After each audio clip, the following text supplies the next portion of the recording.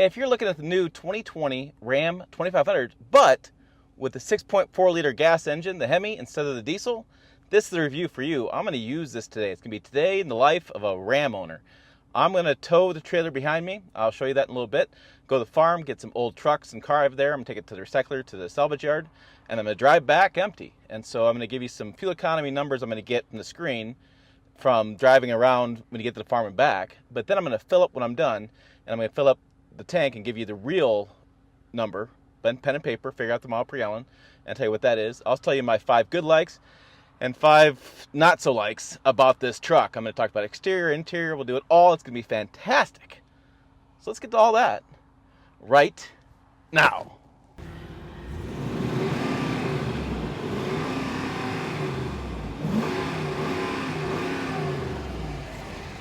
Oh, and hey, it's Tim, Pickup Truck Plus SUV Talk. This is your first time to the channel? Welcome. On this channel, you find truck and SUV news, reviews, and interesting stuff I do and crazy adventures like this. So hit subscribe, stick around. It's a good time. Trust me. Okay, here's the exterior of that 2020 Ram 2500, 3/4 ton. Blacked out front end, you can see with the blacked out badging. I have some blacked out tires there as well. The Hemi 6.4 liter V8 is in this, blacked out badging there as well. And I have the convex mirror with the kind of towing mirror kind of set up there.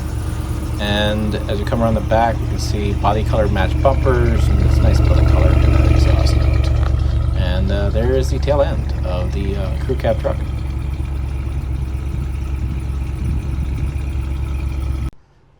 Okay, this is pretty cool. So I have the kind of fork set up here, and you can see it's too tall, right? So I have to take my jack and jack it up, or I can come over here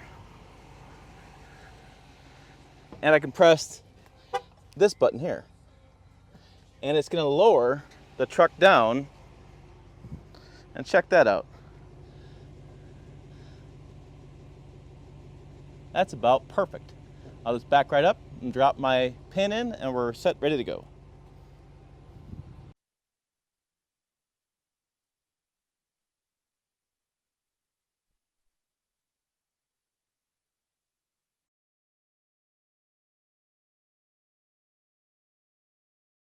All right, I got chains hooked to the truck. I got the loader. I got the trailer. It's either going to go really well or really disaster. Let's find out. Yeah, I got to run a loader. I don't know. Not going to do any damage to it.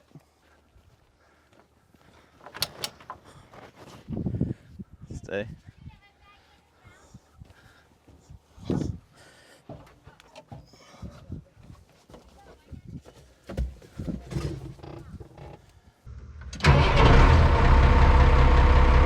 Either gonna go really well or really poorly. Inside the tractor, I broke from the neighbor. Do this. Yeah.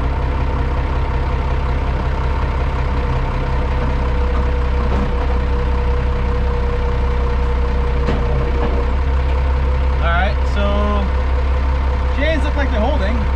Yeah.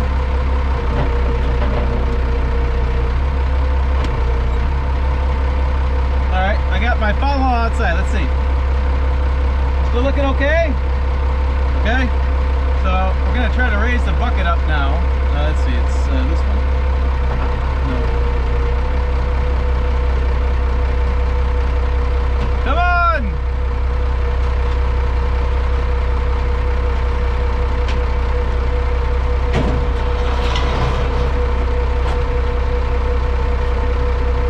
Up in the sky! Go!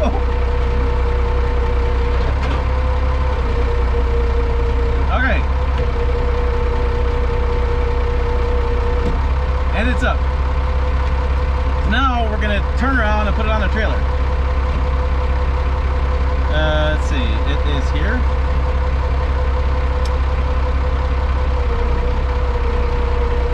And I'm going to turn.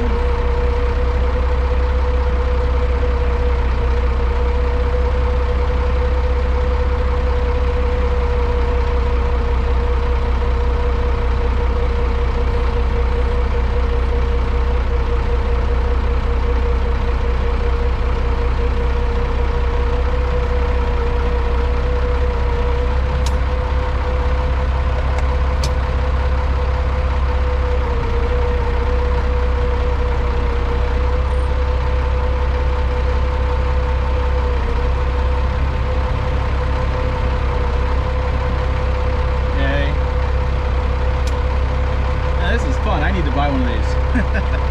Think it'll fit in my backyard? I don't think so. Might be a bit overkill for kind of where I live, but that's why it's fun coming to the farm. You get to use this cool equipment. Alright. I'll line it up on a trailer. I'm going to line it up and make sure I'm well lined up. Okay, let me go back. Okay, so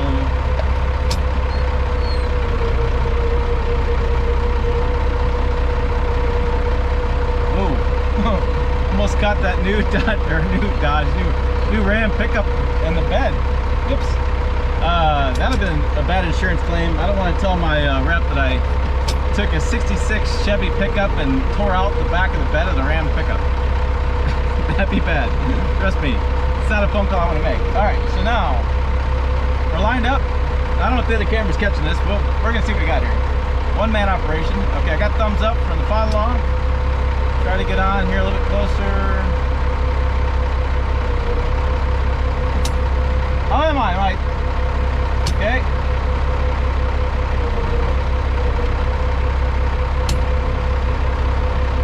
Okay, so now let's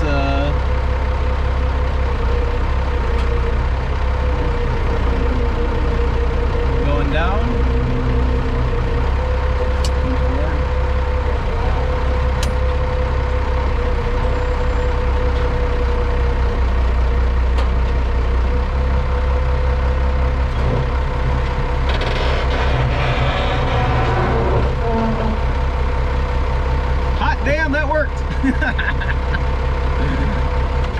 What's that guy? Oh, the Hannibal A-Team. Yeah, I like it when a plan comes together.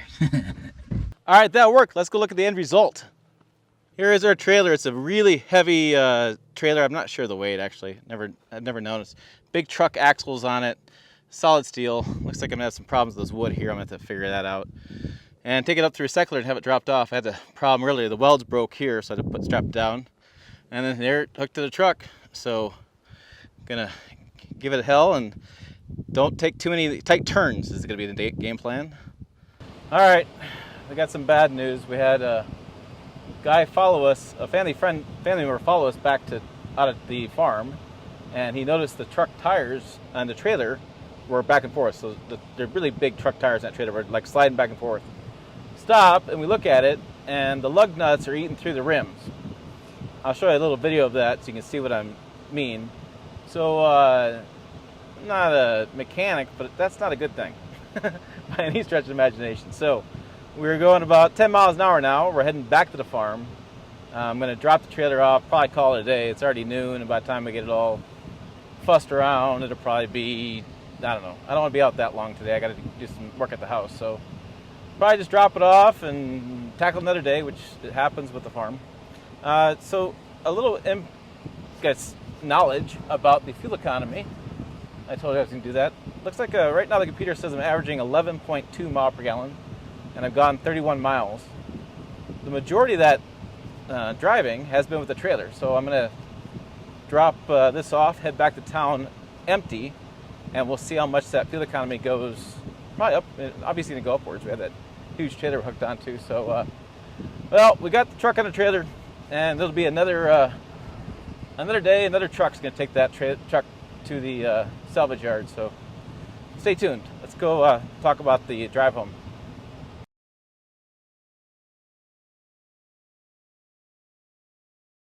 Okay, let's talk about this Laramie Crew Cab four-wheel drive truck. So here's our interior. We have double stitching here, and we have a nice soft touch kind of material here, a little sponginess, a little hard and a little spongy kind of together. We have the window controls, mirrors. I have the lights. This is the dash, and we can see that screen in there, and I can flip through and see different screens and trip info, and I can go fuel economy and driver assist features and vehicle info and speedometer. So there's the vehicle info. Trans temperature, coolant temps. We have the nice gauges. Ram just always does a good job in the interiors. We have the controls here for the Bluetooth and for the menu system there. And then we have the adaptive cruise control, and we have the distance for adaptive cruise control right through here as well.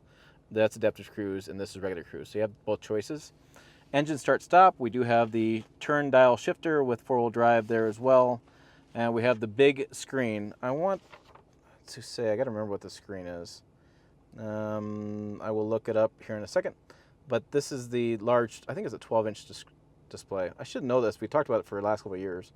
But yeah, it's the big screen, and frankly, this system is just awesome. And you can split the screen, you can add different controls, you have tons of apps, and then you go into the settings and you can just change all sorts of stuff. One of the things I didn't know I could do this, was I looked up engine off options, and you can do easy exit seats. And so what this does is it moves the seats forward and back like you would a luxury. So like, not for passenger side, but imagine this is driver's side. So when you hit the start button, it moves the seat forward so you can get your driver's position better, and then it moves it back so you can exit the vehicle better.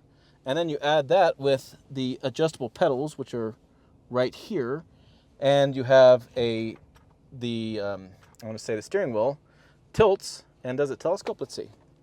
Try to do this one-handed. Nope, just tilts. Get my watch cut in there. Just tilt steering wheel. You get lots of customizability. Engine off, power delay can say how long it's going to turn off and how long the headlights turn off. So you really can just adjust so much of this truck to your specific needs. It's crazy. We do have a power outlet up here and a good kind of storage space as well.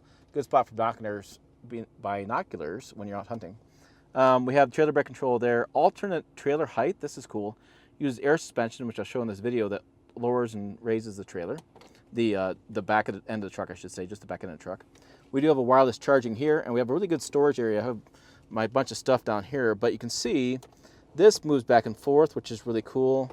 And then you open this up and you have, your math, and then you can have storage down there too. And then you can open this up and have additional storage there with some USBs. So just really a good amount of storage. And we have storage in the doors and Laramie there. Oh, and the wife got the truck dirty, and you know what she said to me? She looked right at me and said, if your truck isn't dirty, then you're not using it right. Yeah, my wife. I tend to agree. So we had the Laramie on the seats here, and we have some nice soft touch, like kind of velvet looking stuff there. Tons of storage room in the back and tons of room back there. I've done this in different videos. There's storage bins back there. There's cup holders. I mean, you just got all sorts of stuff. And then in some models, you have heated and cooled seats. I think it's half ton only in the outbound seats. Not the middle, but the outbound seats. So just cool amount of stuff back there. And a good one of the best interiors in class. But let's look at the numbers here. So Laramie Crew Cab 4-wheel drive. The base price is $52,350. And this is black interior, silver metallic color exterior. This is 6.4 liter heavy duty V8 Hemi with MDS, so that's multiple displacement sensor, whatever it is. It turns off different cylinders when not in use. This is 8-speed. My camera's shaking here a little bit. Let me get this better placement. There we go. 8-speed automatic transmission, standard equipment with all the airbags, 373 rear axle. That's always a big question that comes up. Backup cameras, traction control. Optional equipment. What's interesting here is that the clear coat is additional, the billet silver. You only get red and white as your base colors. Everything else you add pricing to, which is a little bit of a interesting. There's a selectable tire fill alert as well, so as it fills up, it will tell you. It's really cool. Customer preferred package, center high mount, stop lamp with cargo view mirror. We have a safety group with the collision warning and adaptive cruise. Protection group with tow hooks, transfer case. The fifth wheel gooseneck towing prep is in the bed. LED lighting. This is the night edition with power folding trailer tow mirrors, and it's got the painted front bumper, body color, grill surround, Laramie level 2, ventilated front seats, remote tailgate release, memory for the driver, for mirror and pedals. It's got Wi-Fi hotspot in here. You have the trifold tonneau cover. You have the anti-spin differential rear axle, clearance lamps, air suspension, just everything in here. And you have additional trailer camera wiring, and so you can add additional trailer cameras as well. So total price is $70,980. There's your warranty. It is built in Salito, Mexico. I think I said that kind of right. And there's no fuel economy because it is a heavy-duty truck. Oh, and there's my notes. 410 horsepower at 5,600 RPMs and 429 foot-pounds of torque at 4,000 RPMs. Payload is 28,823 pounds, and towing's 14,110 pounds. There's the details. Again, big fan of the interior. All right, back on the paved road without the trailer, and it is an amazing ride experience difference. That trailer was a rough riding thing, and I think it was a lot worse with the tires, the way the tires were going. And I didn't notice it because it's a rough riding trailer. So yeah, chatter in my teeth getting that trailer to the farm. So I'm glad to drop that son of a gun off. Out here on the paved road, and I just got off the dirt road with this Ram 2500, and it's incredible. It's absolutely incredible how well this thing rides. It is. I mean, I did a video a couple weeks ago about a Ford F-250, and I talked about the ride quality on that and how that was, less than stellar. And here we are in the same category of truck, 3/4 ton. And with this air suspension and the way this rear suspension setup is, it's such a smoother ride. It really is. Now, I'd be curious to drive a 35 or 2500 without the air suspension to see if there's differences there. But I can tell you that Ram is building a very well riding pickup. Even their half tons are really amazing how well they ride. And if you're one of those guys that thinks that I don't do enough work and I am not a real guy because I want my truck to ride like a truck, well, my 62 rides better than that Ford did, and this rides better than my 62. So I think there's a lot of truck fans out there that want a good riding pickup because you're in the truck a lot. You don't want your back to hurt. You don't want teeth to chatter while you're driving. You want to have a smooth riding vehicle. And this, I'm doing 70 miles an hour, and it feels like I'm doing 15, right? I mean, just going. And yeah, I mean, there's a bump back there I hit, but I tell you, the old pickups would really hit that bump. This one was able to go over it, and it was able to go over it pretty smooth. I don't have any concerns. I could do a long distance drive with this 3/4 ton and have no complaints, which is really shocking because it's a 3/4 ton truck, right? I think this configuration tows 14,000 pounds, and so that's a lot of truck, and to have a smooth ride with it says a lot. So other things, power offline. It's got plenty of power off the line. It's not exceptionally fast. Oh, I should do a 0 to 60. If I have time, I'll do a 0 to 60. After I do the mile per gallon run. After I go back get gas, I'll do a 0 to 60 separately, so it's not combined. I would say that towing, it did all right towing. I mean, there was a few times when I was going 60 over the hill with that flatbed that it would have to shift up to 4,000 RPMs to maintain 60. And so, it's not going to tow as well as the Cummins is. That's just the reality of gas versus diesel. But it towed all right, and I can see my fuel economy starting to get back up a little bit higher. It's at 10.8 right now and keeps climbing. A side note on the fuel economy, I just remembered, I reset this after I had a problem with the trailer going back to the house. So I'm going to add about 4 miles to my number, and I'm still going to give you the most accurate number I can. So I'm sorry it won't be dead nuts on. There was a issue with that trailer earlier where the railing fell off the side and the wood was coming off of it, so I had to go back and fix that. Other things about the truck, sorry, I'm staying on the truck topic. Steering inputs, nice and smooth. Now this does have active steering. I did have looked that up, and active, because I was like, wait a minute, what is this? What it does is it uses electronic power steering, and electronic power steering allows it to have different steering wheel reactions at different speeds. So for example, if you're pulling into Walmart and you want to park at lower speed, it will steer faster, more, quicker. It'll steer those tires faster, so you can park easier. When at highway speeds, I'm doing 70 miles an hour, like I said, it's going to have less input, and it's going to steer differently, allowing me to not be so like sports car-ish, because I'm in a full-size truck. I don't want to be sports car-ish. So interesting way they were able to do that, and that's because of, like I said, they're doing electric power steering, because they have that active steering, plus they have lane keep assist, which brings me back in the lane if I go too far one way or the other, which is currently off. Turn it on. Lane sense is on. So it uses a radar behind the center or the rear mirror and sends out signals, picks up the cameras, pick up the lanes, and if I go outside my lane, it will nudge me back in. Or I think this one, let's try it. This one probably nudges me back in or steers me. Yep, it's steering me back into my lane.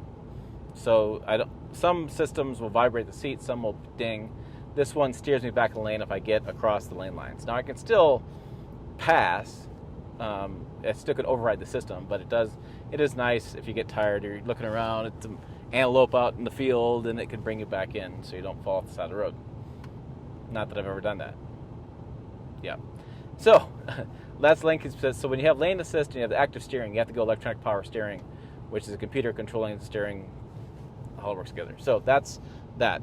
Braking, solid braking, no problems there. I'm not a squishy pedal.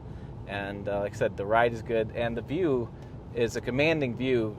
Again, it's a taller truck, right? And the seat's a little bit higher, so I feel like I have a very commanding view of the road. There you go. So let's go back to town and fill it up, and we'll get some fuel economy numbers, and I'll tell you what that is. Okay, let's take a look at the engine bay. I'm going to do the best I can. I'm leaving it running so you can hear it. I'm saying the best I can because I'm short, and that's tall. Yeah, bit of a height challenge issue.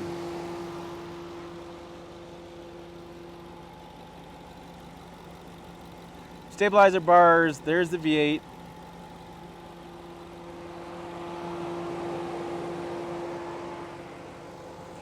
All right, there's the oil, and yeah, that ain't happening. I can't even reach it. Not gonna happen. Battery, coolant, much sharper fluid. I can get this. I can fill that, but I'm not getting back there. Not happening.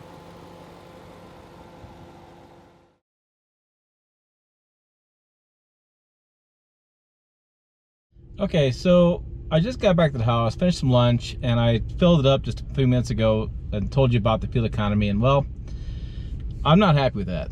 That's some BS on my part to not get the right fuel economy numbers. So I reset the computer when I left the gas station.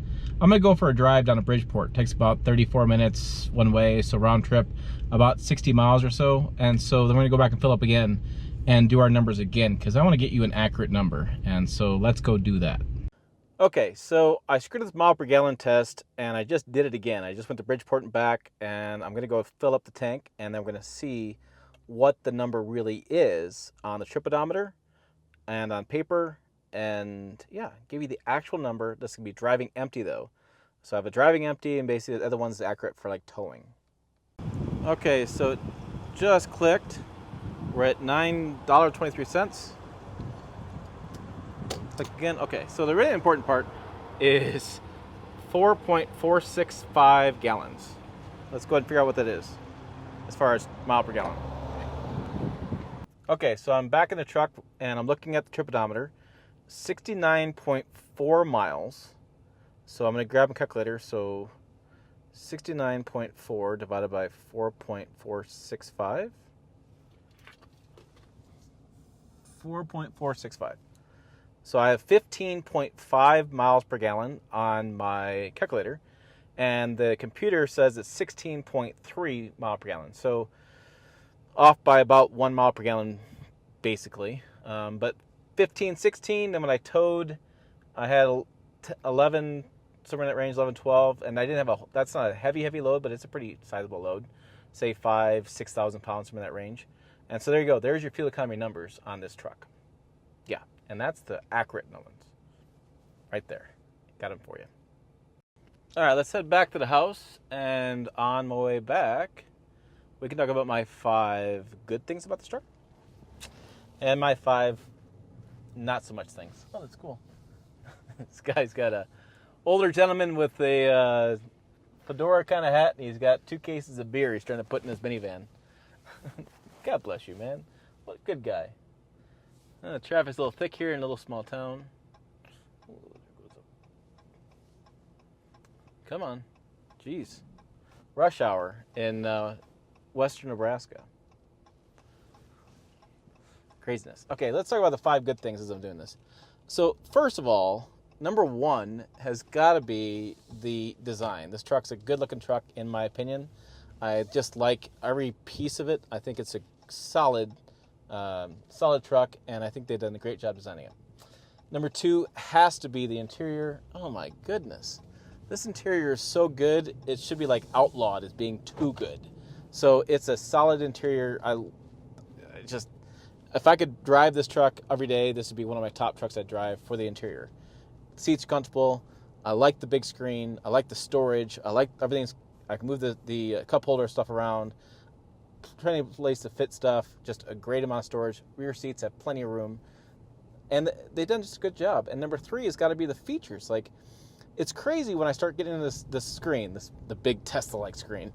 When you actually start getting the settings, and you can set the seat to move in it forward and back. You can set the mirror dim at different things. You can set all sorts of stuff. This truck is like totally customizable to whatever your needs are. It's just crazy. Just absolutely crazy. And this is the older Uconnect system. The new one's supposed to be faster and even better. Oh my gosh, that is just bizarre. It's just bizarre that is so good in his trucks when used to be an AM FM radio and maybe 2 speakers. But in today's truck world, this thing is the bomb. The bomb. Really, yeah. Number 4, even though I hit that bump, it's got to be ride quality. This thing rides like a half-ton did 10 years ago. It does. And to have this good ride quality with such a stiff frame and a stiff suspension that you would have with a 3/4 ton truck is pretty incredible. I'm just blown away by that. It's just shocking how good that is. And number 5, big fan of air suspension. You know, lowering the truck to fit my hitch in, to hook up my trailer, was pretty damn cool. I didn't have to use my jack at all. They call it the Widowmaker. I didn't have to use the Widowmaker at all. I didn't just hit the button, lowered down, drove in, put it in. That's the easiest I've ever hooked up that trailer because it's got the fork style hookup. Really impressive. Really impressive. Okay, my 5 not so good things. I'm going to start with number 1, and this may just surprise people, but number 1 thing I don't like about this truck is how good it is. I know, it's bizarre I said that, but my job as an automotive journalist and reviewer, so it's kind of a combo job, but as a reviewer, I'm supposed to find things that consumers need to know and things they may not like about the truck. And this thing pisses me off because it's so damn good. And I'm struggling to find stuff that I don't care for the truck about. I mean, it's just ridiculous how good this truck is. So that pisses me off. Number 2 thing I don't like about the truck, and I've gotten used to it, is the turn dial for the transmission. I know it's an easy thing to pick on. Some guys like it, some guys don't, but I've gotten used to it. Frankly, I've driven Rams now for several years with it, and now I'm just programmed for it. I still would love a column shifter or something else, but I get it, and it's easy to use, and I understand that. I'm not going to argue with that at all. Number 3 thing I don't like about the truck. Number 3, here comes a fire truck. We always pull over for fire trucks. Always pull over and stop. Okay. People behind me didn't pull over. Bullshit world. Number 3 thing I don't like about this truck is I don't like it's built in Mexico. Yeah, it'd be nice if built in the United States, but I understand with NAFTA and everything happening back then, but that'd be something I could point out as being a negative. But number 4, it pisses me off. I can't find stuff wrong with this truck. It's such a good truck, 16 miles per gallon. Yeah, it could be better, sure, but it's a 3/4 ton truck with a 6.4 liter Hemi engine. I mean, my goodness. Like, really? That's just a monster of an engine. So I'm pulling over, another fire truck's coming by. Rural fire truck. Oh, if I could have video camera turned around, it'd be awesome. This thing's cool. All right, so pulled over for that guy, and then heading back to the house. So number 5, I don't have number 5. I don't. I mean, you know, it'd be nice if they did that Dutch door kind of tailgate in the back on that 3/4 ton. That's going to come. I have no doubt Ram's going to do that.